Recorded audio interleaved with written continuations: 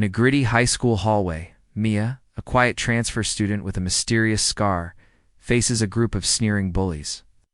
They taunt her, unaware of the deadly skills she hides. One wrong touch sparks a fight that changes everything. Secrets unravel, and vengeance ignites. Who is Mia really?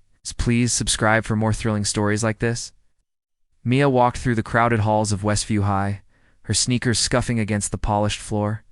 The air smelled of cheap cologne and cafeteria fries, a typical Monday at the sprawling suburban school in Ohio. She kept her head down, her dark hair falling over her eyes, hiding the faint scar that ran from her temple to her jaw. It was her first week as a transfer student, and she had already learned to navigate the chaos of cliques and whispers. At 16, Mia was small, barely 5 feet tall, with a wiry frame that made her seem unthreatening. But her eyes, sharp and calculating, told a different story one nobody at Westview knew yet. Asterisk, the bell rang, signaling the end of third period. Students spilled into the corridor, their voices a cacophony of laughter and shouts. Mia clutched her backpack strap, weaving through the crowd toward her locker. That's when she heard them, the low, mocking chuckles of the group that called themselves the Kings for Boys.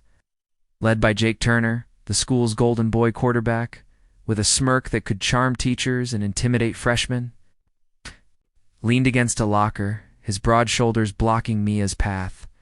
His friends, Ethan, Kyle, and Marcus, flanked him, their eyes glinting with mischief. Asterisk, hey, new girl, Jake called, his voice dripping with fake charm. Mia didn't stop, her gaze fixed on her locker 10 feet away. Shadow falling over her. What's the rush? Don't you want to make friends? The other snickered, closing in. Mia's jaw tightened, but she kept moving, her silence a shield. That's when Ethan, the tallest of the group, made his move. He reached out, his hand grazing her backside with a deliberate, mocking pat. The hallway seemed to freeze. Students nearby gasped or giggled, waiting for her reaction. Asterisk, Mia stopped dead, her fingers curled into fists, and for a moment the world narrowed to the sound of her own steady breathing. She turned slowly, her eyes locking onto Ethan's smug grin. Big mistake, she said, her voice low and cold, like a blade sliding from its sheath. Before Ethan could react, Mia's hand shot out, grabbing his wrist and twisting it in a blur of motion. He yelped, stumbling forward as she swept his legs from under him, sending him crashing to the floor. The crowd gasped, phones already out. Recording the scene, Asterisk Jake lunged, his fist aimed at Mia's face, but she was faster. She sidestepped, her movements fluid, almost choreographed, and drove her elbow into his ribs. He grunted, doubling over. Kyle and Marcus hesitated, shocked, but charged anyway. Mia ducked under Kyle's wild swing, her foot hooking his ankle, sending him sprawling into Marcus. In seconds, all 4 boys were on the ground, groaning, while Mia stood untouched, her breath even, her scar catching the fluorescent light. Asterisk, the crowd erupted in cheers and whispers. Who is she? Someone muttered. Mia didn't wait for answers. She grabbed her books and walked away, leaving the Kings humiliated and the hallway buzzing. By lunch, the video of the fight was everywhere. X, TikTok, Snapchat. Mia's name was on every student's lips, but so were questions. How did a girl like her move like that? Where did she learn to fight? And why did she look so calm, like she'd done this before? Asterisk, in the principal's office, Mia sat across from Principal Harris, a stern woman with graying hair and a no-nonsense glare. The Kings sat nearby, sporting bruises and sullen expressions. Jake's father, a local car dealership owner with deep pockets, stood in the corner, demanding Mia's expulsion. She attacked my son, he bellowed. Mia stayed silent, her hands folded, her eyes on the floor. Arrest reviewed the video, her frown deepening. Mia? Care to explain how you took down 4 boys twice your size without a scratch? Asterisk, Mia shrugged. They touched me. I defended myself. Her voice was flat, but her mind raced. She couldn't tell them the truth, not about her past, not about the training, not about the life she'd left behind. Harris sighed, suspending her for 3 days, but letting her off with a warning, thanks to the video showing Ethan's actions first. Jake's father stormed out, promising consequences. Mia left the office, ignoring the stares of students in the hall. She felt the weight of their curiosity, but also something else, a prickle of danger. Like eyes watching her from the shadows. Asterisk at home, Mia lived in a small apartment with her Uncle Ray, a gruff ex-Marine who worked nights as a security guard. The place was sparse, with mismatched furniture and a punching bag in the corner.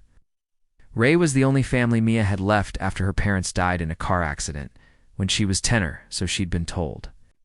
That night, as she chopped vegetables for dinner, Ray noticed her tense silence. "Trouble at school?" he asked, his voice rough but kind. Mia hesitated, then told him about the fight, leaving out the details of her technique. Ray's eyes narrowed. "You used what I taught you, didn't you?" Mia nodded, avoiding his gaze. Ray had trained her in self-defense since she was 12, but he didn't know the half of it. He didn't know about the other training, the kind that left scars. Asterisk the next day. Mia's suspension kept her home, but the school was far from quiet. The Kings were plotting revenge. Jake, humiliated and furious, rallied his friends in the locker room. "She's just a girl," he spat. "We'll show her who runs the school." Ethan, still sore from his fall, suggested something darker. "I heard she lives in that rundown complex on Oak Street. Let's pay her a visit." The plan was simple. Scare her, maybe trash her place, make her regret crossing them. But Jake's anger ran deeper. He had seen the way Mia moved, the precision, and her strikes, and it unnerved him. He wanted answers as much as he wanted payback. Asterisk, meanwhile, Mia wasn't idle. She spent her suspension digging into the Kings' lives, using a beat-up laptop Ray had given her. She hacked into their social media skills she'd picked up in her old life, found dirt. Jake's father was laundering money through his dealership. Ethan had a juvie record for theft. Kyle was dealing pills on the side. Mia filed the information away, her mind always 3 steps ahead. She knew the Kings wouldn't let this go, and she was ready. Asterisk that night, the Kings showed up at her apartment complex, hoodies pulled low, carrying baseball bats. They didn't expect Mia to be waiting. She'd spotted them from her window, their clumsy approach giving them away. They kicked in the door.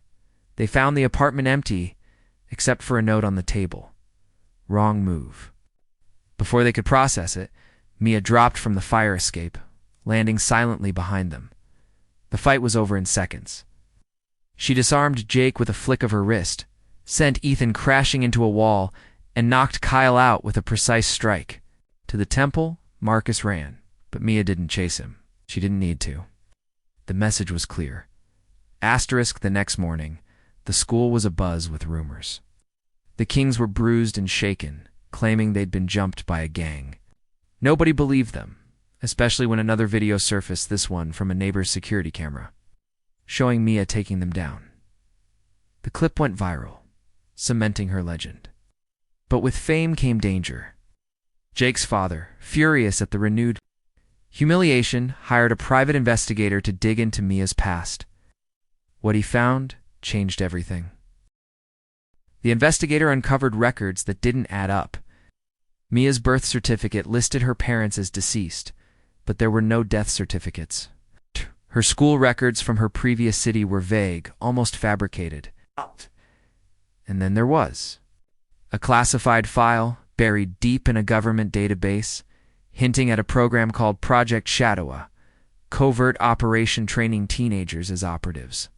The investigator didn't know what it meant, but he passed the information to Jake's father, who saw an opportunity. He contacted a man named Victor, a shadowy figure with ties to the underworld, offering him Mia's location for a price. Victor's interest was immediate. "If she's one of theirs," he said, "she's worth millions."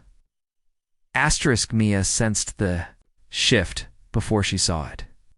Ray started getting strange calls, and a black SUV lingered outside their apartment. She knew the signs her old life was catching up. 6 years ago, Mia hadn't lost her parents in an accident. They'd been operatives. Part of Project Shadow, and Mia had been trained alongside them until a mission went wrong.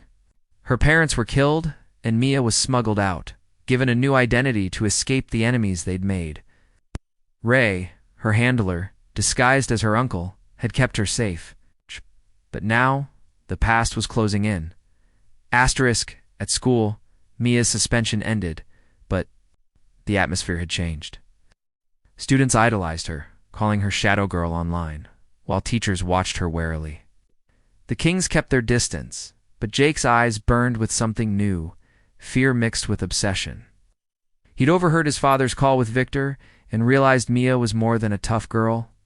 He confronted her after school, away from the crowd. "Who are you really?" he demanded. Mia's heart raced, but her face stayed calm. "Just a girl who doesn't like being touched," she said, walking away. But Jake wasn't done. He followed her, desperate for answers, unaware he was being watched by Victor's men. Asterisk, that night, Victor's team made their move. Mia was walking home when the SUV screeched to a stop. 3 men in black grabbed her, but she was ready.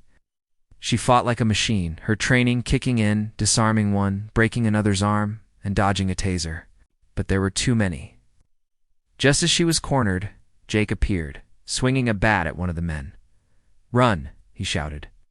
Mia hesitated, stunned by his intervention, then grabbed his hand, pulling him into an alley. They hid, panting, as the SUV sped off. Asterisk, "Why'd you help me?" Mia asked, her voice sharp. Jake, bruised and shaken, admitted he'd overheard his father's deal with Victor. "I didn't sign up for this," he said. I just wanted to scare you, not whatever this is." Mia studied him, seeing genuine fear. Against her better judgment, she told him part of the truth, enough to explain the danger without exposing Project Shadow. Jake, for once, listened without his usual arrogance. "My dad's in deep with bad people," he confessed. "I didn't know it'd go this far." Asterisk, as Mia processed Jake's words, a chilling realization hit Hooray was acting strange. 2. His late-night calls, the way he avoided her questions about the SUV, the cryptic comments about tying up loose ends. Her instincts screamed betrayal.